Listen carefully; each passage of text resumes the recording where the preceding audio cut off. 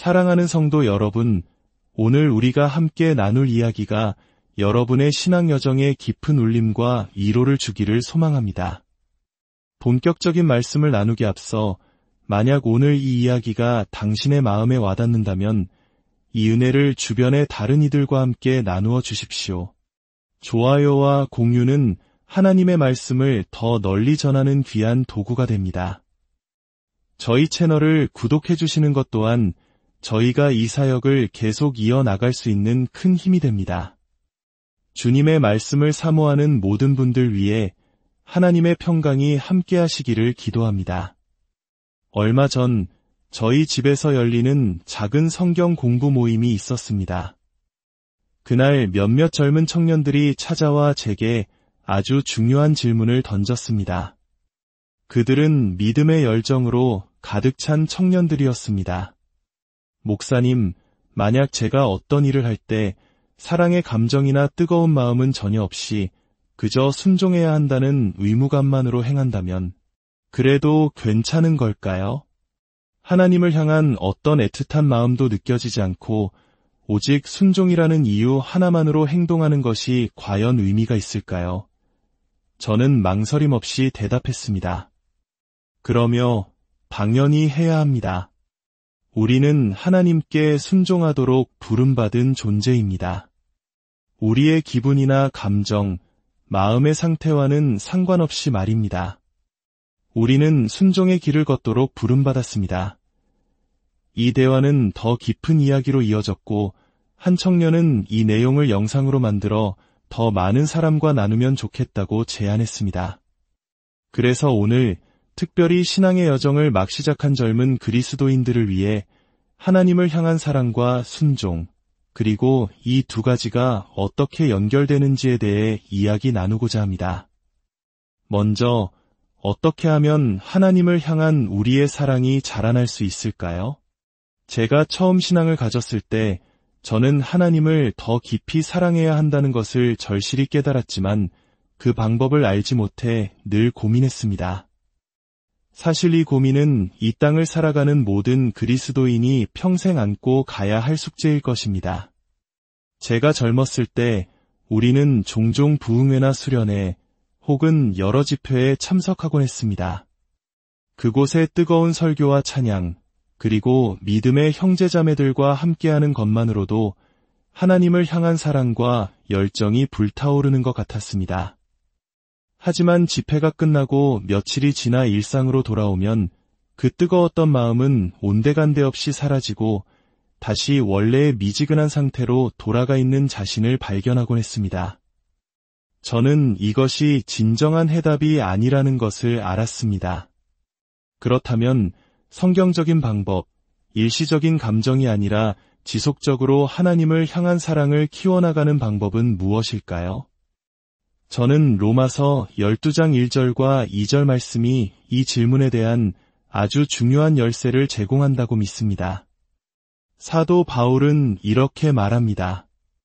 그러므로 형제들아, 내가 하나님의 모든 자비하심으로 너희를 권하노니 너희 몸을 하나님이 기뻐하시는 거룩한 산제물로 드리라. 이는 너희가 드릴 영적 예배니라. 자, 여기서 바울은 한 인간에게 요구할 수 있는 가장 위대한 것을 요청하고 있습니다. 바로 우리 자신의 삶 전체를 산제물로 바치라는 것입니다. 다른 사람이나 교회라는 조직이 아닌 오직 하나님께 살아있는 제물로 우리 자신을 온전히 드리라는 것입니다.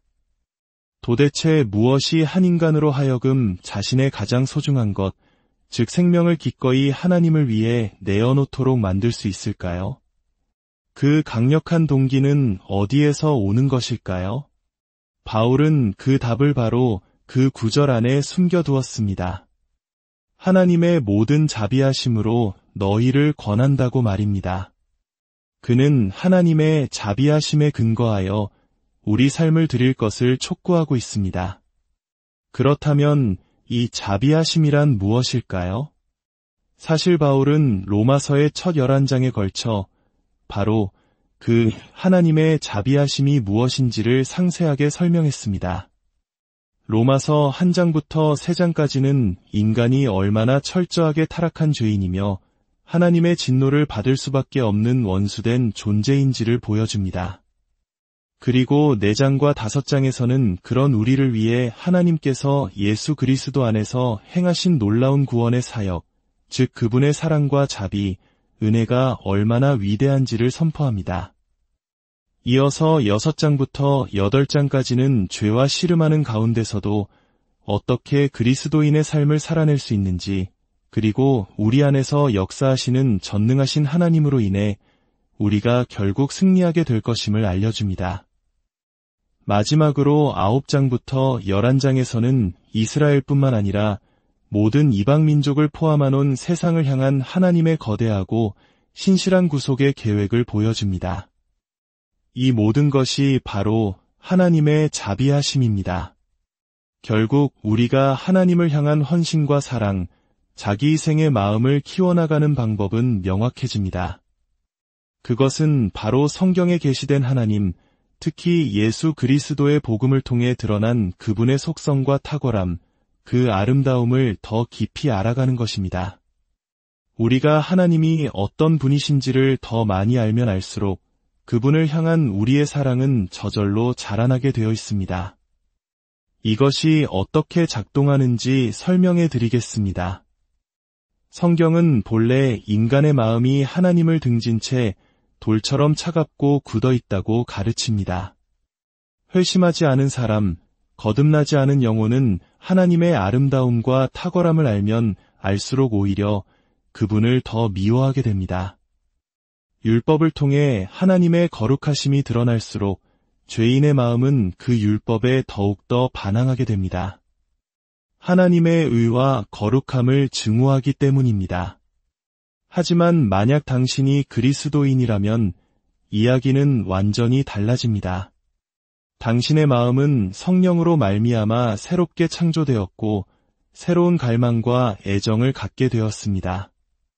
진정으로 거듭난 그리스도인은 하나님이 어떤 분이신지, 특히 그리스도 안에서 당신을 위해 어떤 일을 행하셨는지를 배우면 배울수록 그 교리와 신학적 지식이 당신 안에 잠재된 새로운 애정을 이끌어내고 그 애정이 당신을 순종으로 이끌게 되는 것입니다.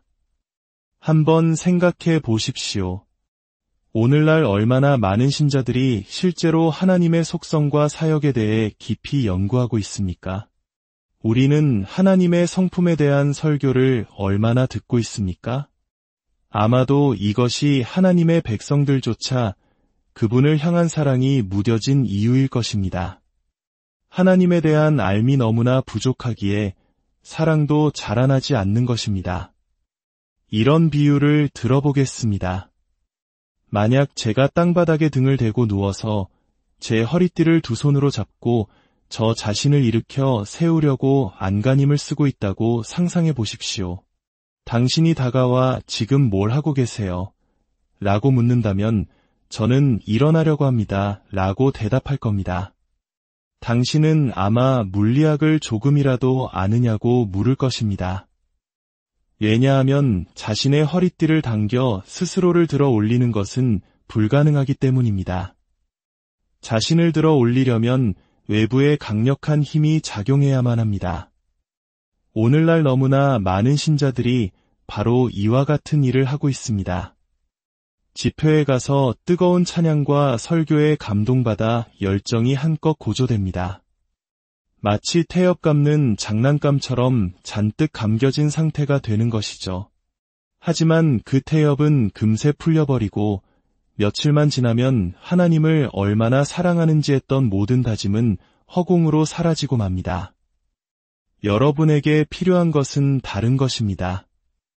어쩌면 이 말이 몇몇 젊은 신자들에게는 충격적으로 들릴지도 모릅니다. 여러분에게 필요한 것은 바로 신학입니다. 저는 그런 딱딱한 신학은 싫어요 라고 말하고 싶을 수도 있습니다. 하지만 당신이 무슨 말을 하고 있는지 한번 들어보십시오. 신학은 하나님을 의미하는 그리스어 테오스, 말씀, 또는 학문을 의미하는 로고스의 합성어입니다. 즉, 하나님에 대한 학문입니다. 신학이 싫다고 말하는 것은 저는 하나님에 대해 듣고 싶지 않아요. 하나님에 대해 공부하고 싶지 않아요 라고 말하는 것과 같습니다. 만약 당신이 정말 그렇게 생각한다면 당신의 신앙에는 아주 심각한 문제가 있는 것입니다. 성경을 읽을 때 이 말씀이 나에게 무엇을 말하고 있는가를 먼저 묻지 마십시오. 그것은 가장 나중에 생각할 문제입니다. 성경을 펼쳤을 때 가장 먼저 던져야 할 질문은 이것입니다. 이 말씀은 하나님에 대해 무엇을 드러내고 있는가? 이 말씀은 하나님이 어떤 분이신지를 내게 어떻게 보여주고 있는가? 만약 당신의 마음이 진정으로 거듭났다면 당신은 하나님에 대해, 특히 그리스도의 십자가에 나타난 하나님에 대해 더 많이 알면 알수록 그분을 더욱 사랑하게 될 것입니다. 이것이 바로 우리가 지식 안에서 그리고 은혜 안에서 자라나는 길입니다. 수십 년간 전 세계를 다니며 말씀을 전하는 동안 사람들은 제게 묻습니다. 나이가 들어감에도 어떻게 당신의 열정은 계속해서 커져만 갑니까? 그 비결은 제가 어떤 특별한 은사를 받아서가 아닙니다. 그것은 제가 하나님이라는 분을 끊임없이 연구하기 때문입니다. 저는 이분이 누구신지 알기를 원합니다. 그분을 더 많이 알면 알수록 그분을 더 닮고 싶어지고 더 신뢰하고 싶어지며 그분을 더 영화롭게 하고 싶어지기 때문입니다. 진정한 하나님에 대한 지식이 없을 때 우리는 그 빈자리를 항상 거짓된 무언가로 채우게 됩니다. 이것이 가장 큰 문제 중 하나입니다. 그러므로 여러분, 하나님을 향한 사랑 안에서 성장하고 싶다면 성경을 연구하십시오. 단순히 더 나은 삶을 위한 삶의 원칙을 찾기 위해서가 아니라 당신을 창조하시고 구속하시며 사랑하시는 그 인격을 알기 위해 성경을 연구하십시오. 이제 처음의 질문으로 돌아가 봅시다. 아무런 감정이 느껴지지 않을 때도 순종해야 하나요? 네, 그렇습니다. 사실 저에게는 그런 순간이 아주 잦습니다. 저는 수십 년 동안 심한 육체적 고통과 함께 살아왔습니다. 아침에 눈을 뜰 때 가장 먼저 하는 일은 고통 때문에 얼굴을 찌푸리는 것입니다. 그리고 어떻게 하면 통증을 최소화하며 침대에서 나올 수 있을까를 고민합니다. 그 순간 제가 처리해야 할 수많은 사역들, 답해야 할 이메일, 상담해야 할 선교사들, 해결해야 할 문제들이 떠오릅니다. 30년이 넘는 세월 동안 반복된 일상 속에서 때로는 아무런 감정도 느끼지 못할 때가 많습니다. 하나님의 임재에 대한 의식적인 감각도 없이 그저 피곤한 몸을 이끌고 침대에서 나옵니다. 하지만 저는 일어납니다. 왜일까요? 그것은 감정 때문이 아니라 제가 아는 것 때문입니다. 저는 그분이 존귀와 영광을 받으시기에 합당한 분이심을 알고 있습니다. 저는 그분이 신실하신 분임을 알고 있습니다. 그래서 아무것도 느껴지지 않더라도 일어나서 말씀을 연구하고 말씀에 순종하며 계속해서 앞으로 나아가야 한다는 것을 알고 있습니다.